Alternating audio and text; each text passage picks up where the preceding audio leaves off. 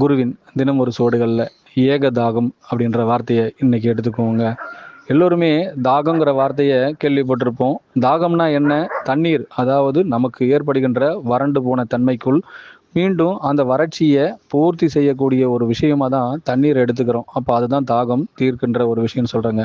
ஆனால் ஏக தாகம், அதாவது அதனுள் இருக்கும் பொருள் அர்த்தம் உங்களையும் உங்களை சார்ந்தவரையும் நீங்கள் எப்படி கொடுக்கும் பொழுதெல்லாம் அவர்களுக்குள் ஏற்படுகின்ற தாகம், அதாவது தன்னை நிவர்த்தி செய்வது, தன்னுள் இருக்கும் மாபெரும் இரட்சகரை உணர்வது, தனக்குள் ஏற்படும் மாபெரும் பொக்கிஷத்தின் அருட்பெரும் ஜோதியை உணர்த்து அதனுள் இருந்து பயணிப்பது, அதில் ஏற்படும் பேரானந்தத்தின் உச்சம் வரை செல்வது, அந்த தாகம் என்றும் குறையாதிருந்தால் அதுவே முழுமையாய் நிவர்த்தி செய்யும் பட்சத்தில் அதுவே ஏகதாகம்னு சொல்லப்படுதுங்க.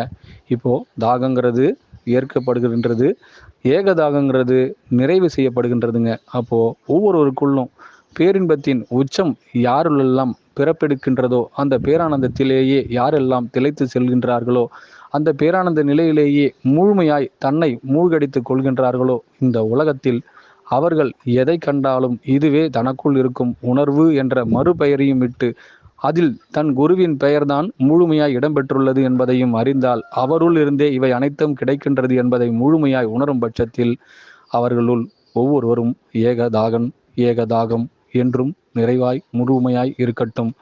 அனைவருக்குள்ளும் நான் ஏகனாய் ஏகதாகனாய் எப்படியெல்லாம் உருவெடுக்கின்றேனோ அன்று உங்களுள் அந்த தாகம் நிவர்த்தி அடைகின்றது. நான் தாகம் கொடுக்கும் தண்ணீராய் உங்களுக்குள் நிவர்த்தி செய்கின்றேன். அனைவருக்கும் குருவே சரணம், குருவடி சரணம், திருவடி போற்றிங்க.